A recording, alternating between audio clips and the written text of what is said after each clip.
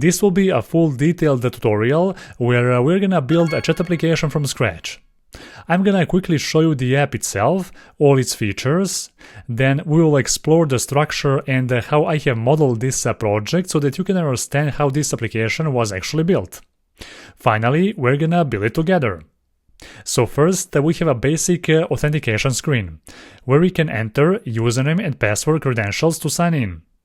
After that, we're gonna be navigated to the home screen.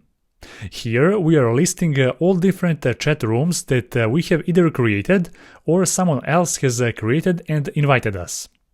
The name of this chat room will be the name of the person to whom we are talking to, and below that we will see the last message from that chat. On the top right corner there will be an indicator to indicate if there are any new messages in this chat. After that, when we enter the chat room screen, we're gonna see all chat messages. On the right side, there will be our own messages, and on the left, the messages from that other participant. I have also implemented here a scene indicator feature so that we can be notified as soon as that other participant sees the message that we have sent. And the last screen will allow us to actually search for different users and create the chat room with them. If the chat room already exists with that person, we are just navigating to that existing chat room. Pretty neat. Even if this project was initially built for 2 people within the chat room, you can easily include the support for multiple participants in that chat, because I have structured this project in a scalable way. Now, you may be wondering, what kind of a backend platform did I use for this project? Where are we gonna store all those chat messages among other stuff? So we're gonna use a new backend as a service platform that I have recently found. It's called Back4App. So this video is sponsored by them, by the way, and so far I have been testing this platform on my own. I will share all the pros and cons from my personal experience, the main advantages of this platform over Firebase, for example, and also the things that could be improved from my point of view. Some of the features that Back4App offers are data storage, cloud functions, APIs, file storage, authentication, and push notifications. One particular feature that I really liked about this platform is an AI agent. Now, this is not just any regular AI assistant for asking questions and receiving answers. That's also possible too. But what's unique about this AI is that it has an executive permissions on your own backend, which means that the AI agent can save you a ton of time. By doing your job, of course. You can tell him to create you a database table with specific fields in it, and the AI agent will do that in a matter of seconds. The AI will immediately generate the schema and deploy that on your backend, without you having to go around the dashboard. Also, for example, if you are not familiar with JavaScript like I am, and you don't know how to create the security rules for your database, you can ask this AI agent to do that for you.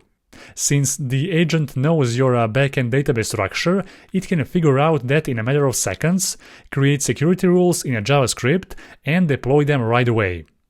Which is insane. I haven't seen this kind of a feature in any other platforms like Firebase. That's the main advantage. With the Firebase, I had to go over a ton of documentation to learn how to do certain stuff on their platform. Other than that, it offers a free tier, which means you can explore the platform without paying a cent. And if you decide to build a serious application and you want to pay for more resources, then they offer a pretty understandable pricing plans. Unlike a Firebase, where pricing plans involves lots of different variables which can easily make you confused. But again, that AI agent left a really positive impact on me. I'm impressed with the scope of things that you can delegate to the AI agent. Now about the cons of this platform, or more precisely the cons of their SDK. So at the time of recording this video, they have SDKs for Android, Flutter, iOS and more. I have talked with their team and advised them to build a Kotlin multi-platform SDK because obviously that's the future of mobile development. I think that they took that advice seriously. Besides that, I really like the platform. So now it's time to introduce you with the structure of our chat application to better understand its workflow. In total, we're gonna have 3 main relational database tables: user, chat room, and a message. Each database table has a couple of default fields, like object ID, which is a unique identifier for each item in a database. Then we have created at and updated at dates. And there is also the ACL, which is the access control list that allows you to control access for each object in a database. So the first table is a user table. It represents an authenticated user. In our project, we will implement a username and password authentication mechanism, and the passwords will be securely stored on the backend, since they will be hidden by default. There are also a couple of other fields, but for this demo I'm not going to mention them. The second database table is a chat room. So chat room represents a room with multiple participants in the chat. We have a messages field, which is a reference to multiple message objects in our message database table. Then there is a participants field, which is also reference to multiple user objects in the user database table. We also have a participants identifier field, which is a string value that consists of 2 participant object ID values in this case. I have used that value so that we can uniquely identify the chat and its participants. We're gonna use that value to avoid creating duplicate chat rooms in the database. And finally, there is a last seen messages field that we're gonna use to implement that seen indicator in our application. Here we're gonna map each participant object ID with the object ID of the message that the user has last seen in the chat. Finally, we have the message database table that contains the following fields. The text represents an actual message. The owner is a relational field which points to the user who has created this message. Then there is a chat room, which is also a relational field that points to the other database table so that we can know which message belongs to the which chat room. And finally, there is a timestamp value, which indicates when we have created this message. Even though we technically don't need it, since we have that created at field by default, but nevertheless. So now that we have laid off the database structure, relationship between multiple database tables, you can now better understand how we are gonna build this project. So before we start coding, we need to set up the environment, create the application project on the backend, and configure a few things. You need to sign into a Back4App platform and create an application. When you click that button, a new page will open up, and from there just select the Backend option. After that, type the name of your application, choose the database option, and click Create. Wait a little bit, and then you're gonna get navigated to the dashboard. By default, we have 2 database tables, role and user. In this demo, we are not gonna create any role, and the user table will be used to store all our authenticated users. One thing worth mentioning here is that if you want to enable a real-time database in this project, so that you can observe the data changes in real time, then you need to enable that explicitly. So here, a real-time database is called live queries. And when you open that up, you will see an option to choose a custom subdomain that should be used for that matter. But also, which database table should use live queries as well. Since we still haven't made any table, we're gonna ask the AI agent to help us with that. Before we ask the AI agent, we need to find our application ID so that the agent can know where exactly to create those tables. I'm gonna write here a custom message explaining that I need to create a chat application with 2 additional tables. After a couple of seconds, the job will be done. So if you go back to the database, you will see here 2 new tables. Awesome. Now we can go back to that live queries section and enable a real-time updates. In this step, you may get a message that you need to verify your credit card as well as a phone number. I have talked about that with their team, and they have said that it's for security reasons. They're gonna charge you $1 for the verification, and then they'll send it back to you as well. Anyhow, after you choose that subdomain, click Save button. Next, let's create the new project in Android Studio. We're gonna use the Jetpack Compose template. We need to add here a Jetpack repository before adding SDK dependencies. Afterwards, we're gonna add those two necessary dependencies, but also a couple of more, like for Compose navigation, Kotlin X serialization to serialize our navigation routes. Then we have a Kotlin X date and time to parse a timestamp value and a coil image loading library to load an image. Afterwards, we need to specify two permissions for internet and network access. Below that, we need three extra meta tags to specify a server URL, application ID, and a client ID. All those information are available on the dashboard. So just copy and paste them here. We can do that inside the strings XML file and then reference them within the manifest file. Finally, to complete this setup step, let's initialize a parse SDK within the application class. Just create a new class that inherits the application class. Then initialize the library, and don't forget to call this class in your Android manifest file. Perfect. The next step is a navigation. So we're gonna create a screen class with 4 subclasses, where each one will represent a single destination. Only the last one will accept an argument, which will be a chat room ID. Because we need the ID of the chat room in order to load the correct messages in the selected chat. We also need a serializable annotation from a Kotlin X because we are not using hard-coded route values. And I have forgot to specify that plugin, which is why I'm going to open up the Gradle build file, both the project level and the app module level, and add that right there.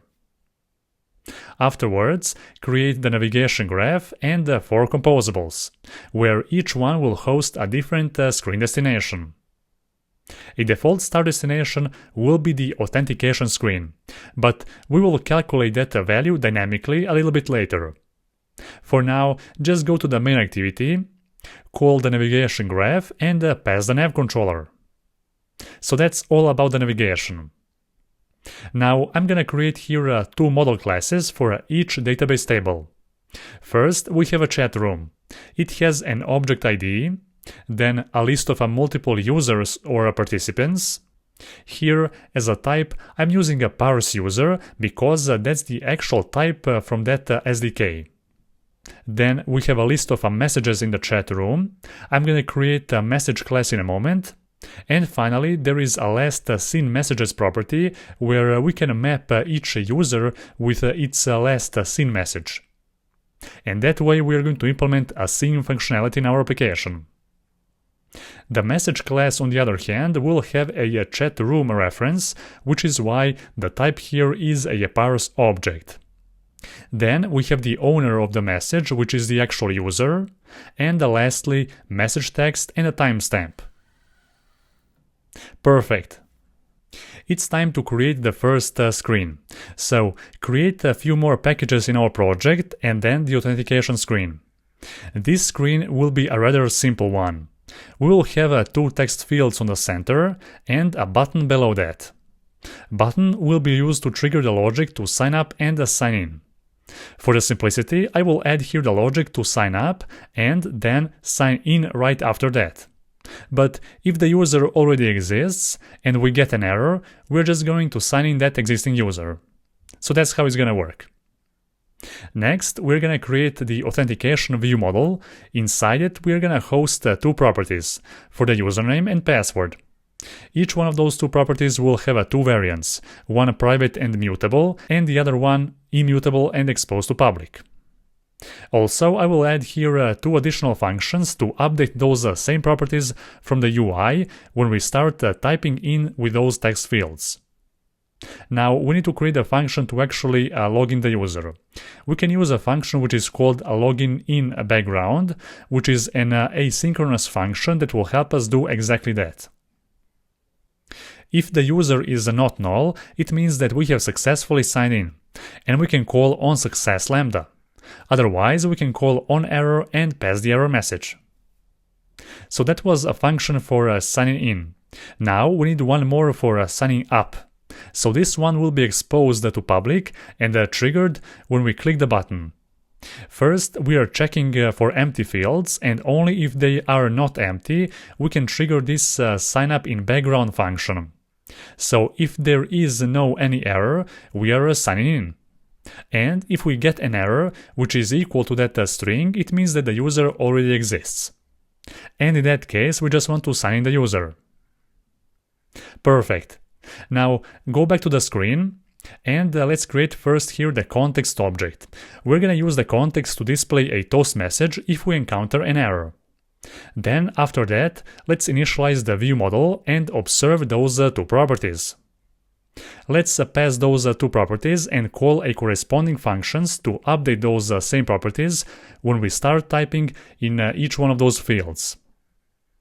Now, when we click the button, we want to call that function from the view model. And if everything goes right, we're just gonna call here the onAuthenticated lambda that should trigger the navigation logic up in a composable hierarchy. And if we receive an error, just display a toast message. Also, don't forget to call this authentication screen in your navigation graph and handle that navigation when we successfully sign in. We can now quickly test this logic and see if the authentication screen works in an expected manner. So just type here some random name and password, click the button, and then let's see in the dashboard whether a new user has been successfully created. Perfect. As you can see, everything works great. Oh, and one more thing. So now we are gonna calculate a start destination dynamically. So we are using here a parse user object to see whether a user is actually signed in or not. Since we have signed in a moment ago, we should be able to navigate to the home screen if we launch this application. And there you go. The next one is a home screen. So before we start with that, let's create a few UI components that we're gonna need. Like the loading view that will display a circular loading indicator on the screen to indicate that the data is loading. Then we can create an error view to display an optional message on the center when we receive an error. And for now, one more, which is called chat view. This view will hold some basic information about each chat room that we want to display in home screen. The first parameter will be the name of the chat room. Unread messages is a boolean value that will be used to show an indicator if there are any new messages that we haven't seen already.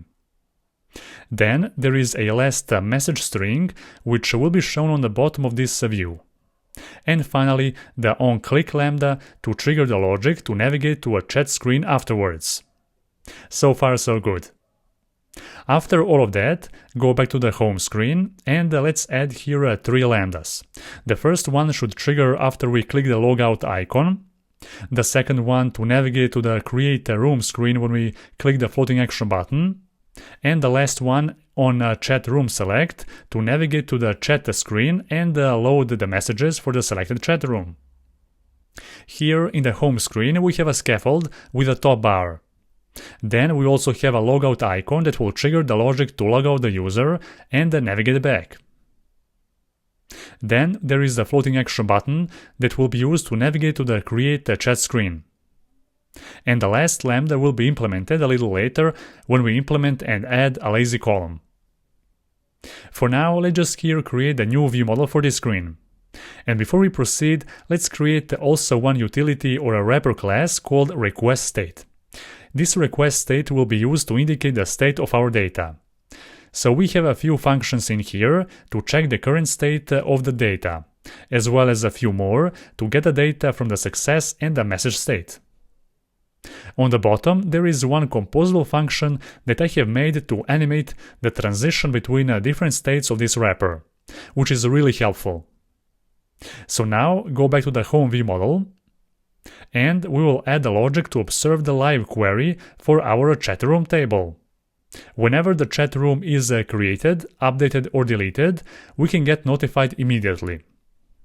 Also, for the convenience, I will create here two objects that will hold string values of the fields that we have in a chat room and the message tables. Because we're gonna use those values in multiple places and on multiple screens. It will be a lot easier.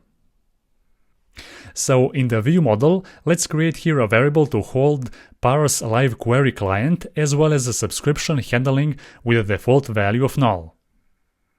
Below that, we can add two more properties, mutable and immutable, that will hold all our chat rooms that we need to show to our UI. Create here a new function to observe chat rooms in real time. Here, we are querying a parse object that we later need to map into an actual model that we have already made, like message and the chat room. So to this query, we are also specifying which information we want to include in those live queries, and also that we want to observe queries where the participant is our current user. Security rules will be handled at the end of this tutorial, by the way. Now, we need a function to get those information from this query and update our room property on the top. So, we also need to construct a chat room object from this parse object. And to get the participants from this parse object that we are observing, we need to call getList and specify parse user as a type. For the last seen messages, we can get and call getMap function and pass a string as a type. Finally, for the messages, we need to return a list of message objects, but since this is a parse object that we are observing, we need to map all those fields into a message object. So I'm going to create here one more utility function that will do exactly that. And after we parse that parse object into a list of message objects, we can construct a chat room object and finally update the room variable. This update chat room function will be called in each subscription event as well as on the bottom for the initial load of data. Finally, let's initialize this view model, observe the room property, and let's handle the UI part. Inside the scaffold, I will call that utility function from the request state to animate the content between different states of this wrapper. If the data is loading, display loading view. If we get an error, display error view. And inside the success lambda, let's call a lazy column. Also, if the list is empty, we can call error view and pass a custom message to indicate an empty state. Pretty convenient. So, for each chat room, we are displaying a chat view composable. Now, to properly pass all those parameters, we need to create a couple of variables in here. Like, the first name parameter needs to be the name of the other participant in this chat room. So we need to filter the participants and get the username of that participant in the chat. Then, for the last message, we can call last function and wrap it inside the run catching block because it can throw an exception if there are no any messages in this list. Finally, for the unread messages indicator, we need to access that map by using our current user's object ID, which is mapped to an object ID of the last message seen. And if that message object ID is not the same as the last message object ID from this chat, then it means that we haven't seen that message yet. Perfect. So we are not gonna test this screen yet, and we're gonna proceed with a create room screen. So create a chat room screen will be a simple one. It will have one search icon on the top, in the top bar. And when that icon is clicked, we want to display a search bar. From the search bar, we can query and search different users on our platform. When we trigger the search, we are displaying all the users that match the given query. And after we select the user, we are creating a chat room with that user and navigating to the chat screen. If it happens that the chat room with that user already exists, we are displaying a toast message and we are still navigating to that chat room screen. As simple as that. So this screen will have two lambdas, to navigate back and to open up the chat screen after we select the user. When we are opening the chat screen, we also need to pass a chat ID, so that we can load the correct messages in that chat screen. Now let's create here the view model. We will have 4 different properties. The first one, a parse query, so that we can query the database and search for the users. Then we have all users that will hold all parse user objects that we fetch while searching. This will be used in a lazy column later. Then there is a search query that will be updated when we start typing in the search bar. And finally, there is search bar active to indicate when to display the search bar. I'm gonna quickly add here 2 additional functions to update those 2 properties. Then we need one more to search the user database table with that search query. Since we want to avoid an issue of creating a chat room with ourselves, I'm adding here an if check to add a user to the list only if that ID is not the same as the ID of the current user. Great. Next, we need another function to create the chat room from the participants that we pass to it. Interesting thing to point out here is that we are also creating a unique identifier string from the object IDs of these chat room participants. So they will be separated by another score as well. And that identifier will be used later to check if the chat room with those same participants already exists. So next we need a function to check for the duplicates before creating the chat room. And here we are comparing that identifier string, and if it does exist in the database, then we are just calling onDuplicateFound and passing that chat room ID to the lambda. Otherwise, we are calling onDuplicateNotFound. And lastly, we need one more function that will expose to public and trigger when a user selects some user from the list, after a successful search query. I have also created here a new composable that will hold each and every user that we search. So basically, I'm just displaying the user username inside the text element. And also, I have added here a dummy avatar image with a hard-coded profile photo just for the demo. Now, we can go back to the screen, create the context for the toast message if we encounter an error, and observe those 3 properties from the view model. First, when we click the search icon from the top app bar, we want to update that value to true.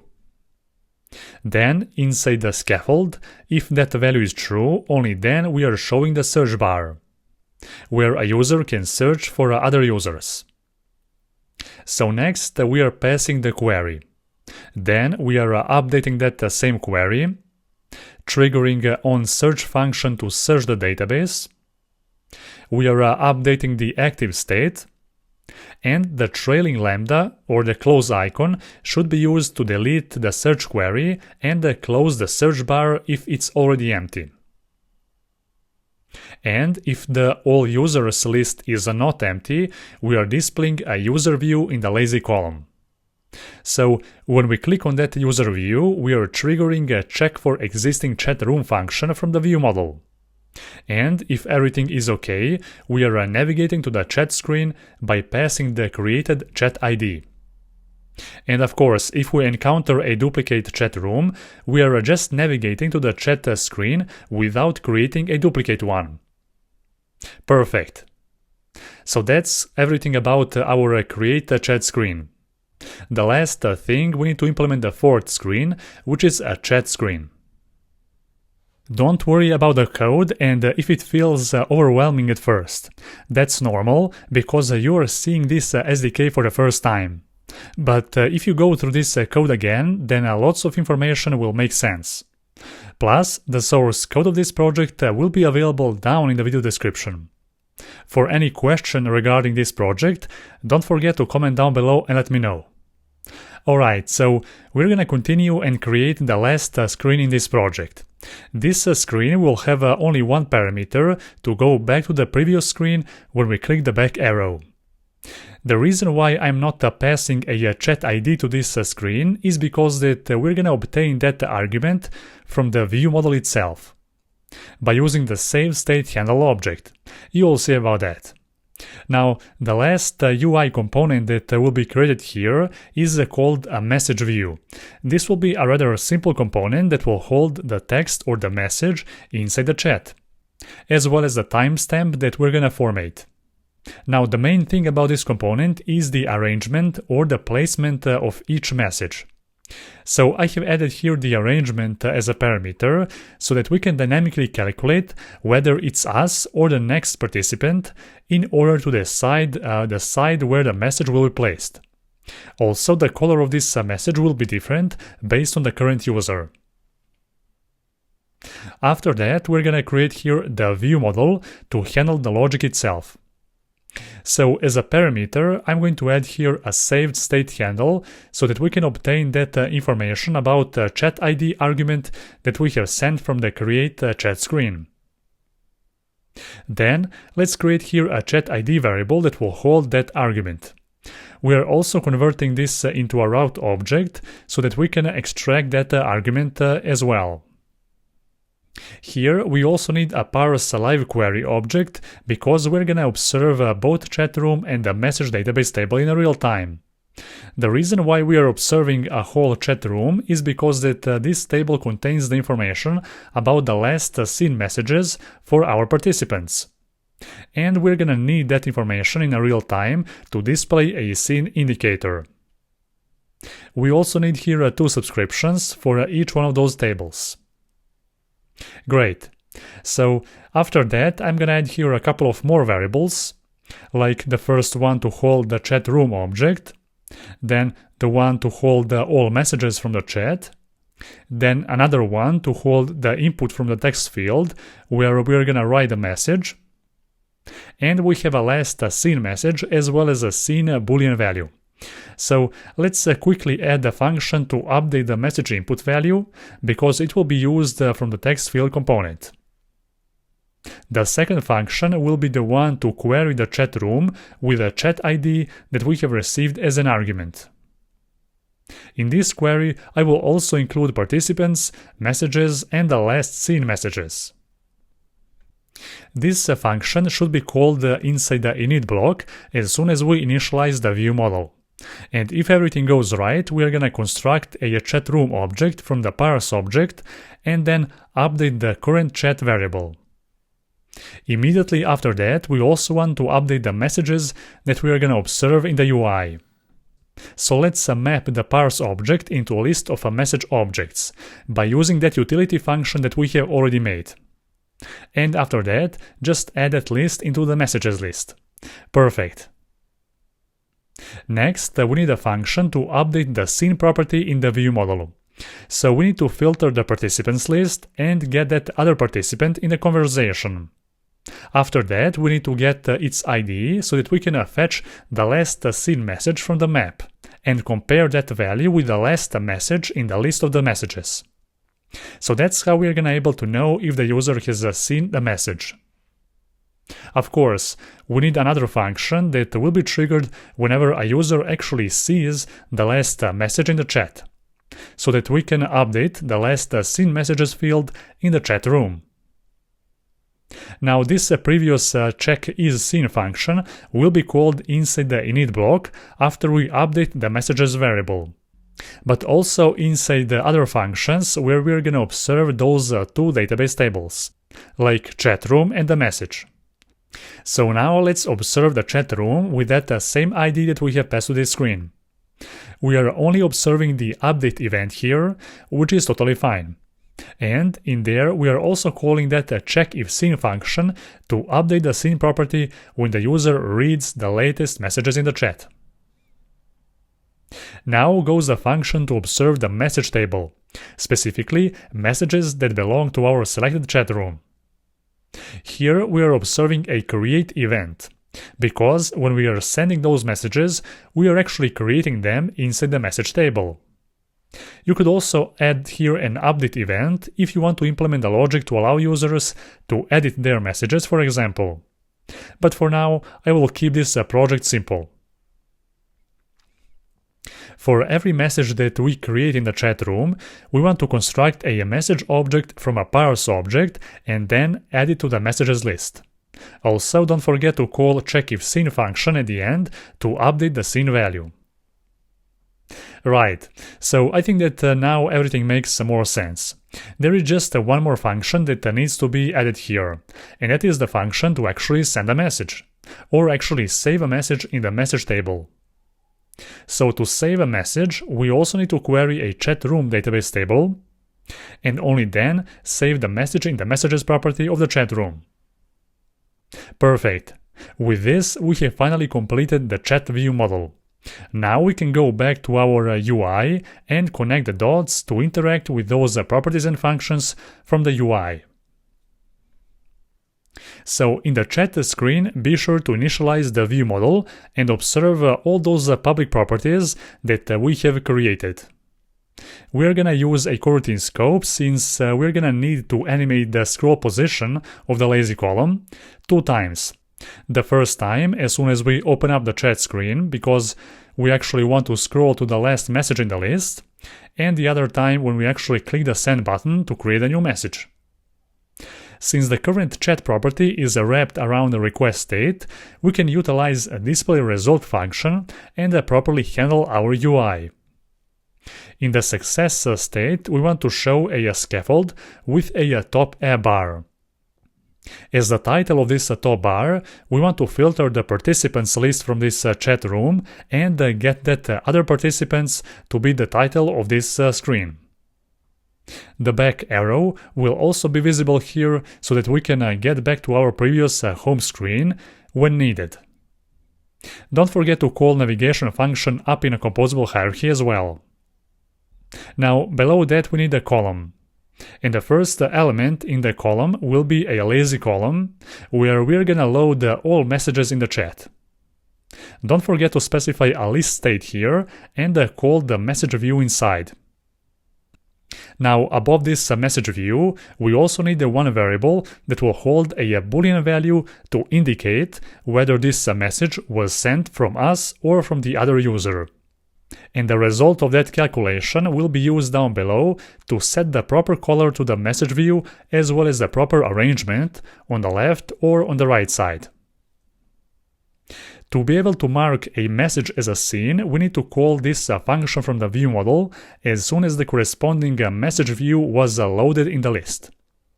And for that matter, we can use a launched effect block with a unit as a parameter.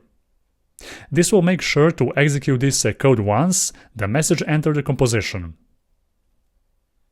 Below the lazy column, we want to show a scene indicator that will observe that scene property from the view model. And finally, we have a text field where we can write the message and click send button. So basically that's everything for this screen. I think that now we can freely launch this application on 2 different emulators and test it out to see if everything works as we expect. I'm going to install this application for the first time once again. We're gonna sign in here with 2 different users, the first one that we have already made earlier in this video, and the second one will be created right now. Then, inside the emulator on the right side, we're gonna search for that new user and select it. After we do that, a new chat room will be created and we're gonna open up the chat screen right away by passing that created chat ID. By default, when we create the chat room, it should appear on the second participant screen right away. But I have added the logic not to, unless we have some messages inside the chat room. And as soon as we send that first message, then that other participant will see it in real time. From the home screen, we can see the user who has sent the message, then the last message in the chat, but also a new message indicator as well. When we open up the chat from that second user, then a scene indicator will become visible immediately, which means the user has now seen that message. We can go back to the home screen on that first emulator, then send a message from that second user, and you will see how the chat view is being automatically updated. Perfect. So if you open up the dashboard, you will see here 2 users. Then in the chat room table, there will be a single chat room object where the participants are both of those users. You can also see the last seen messages field that maps each user's object ID with the object ID of the last message that the user has seen. And that's how we are able to observe in real time if the user has seen the last message or not. There is also a participant's identifier to uniquely identify the chat room with its participants. And finally, the message table that contains multiple fields for each message that we send.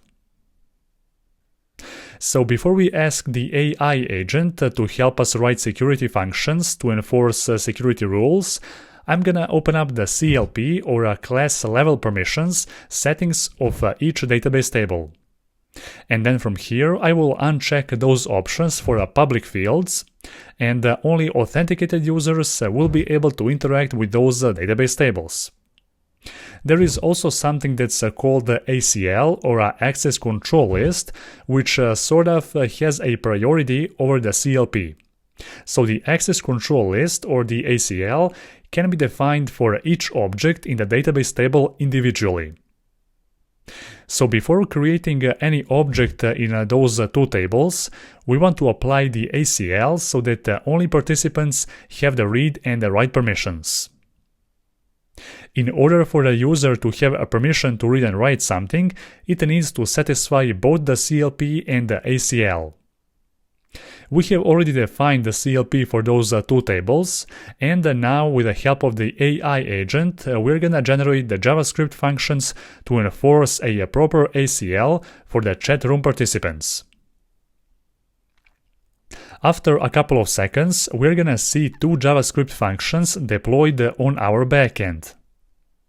The purpose of those functions is to add a read and write permissions in the ACL of that created chat room as well as the message objects, but only for the participants of that chat. I'm also gonna leave those JavaScript functions inside the repository so that you can copy them on your own. Anyhow, after we make sure that those functions are deployed, we can clear both chat room and the messages database table, because those objects were created before we have enforced those new security rules. Now, we can launch those applications again, create the new chat room from scratch, and send a single message. Both of those participants are able to read and write to that chat room. But if we try to create here a new user in order to test whether that new user will be able to read the chat room information from those other 2 users, then you will see it's not possible, which means it works. Awesome.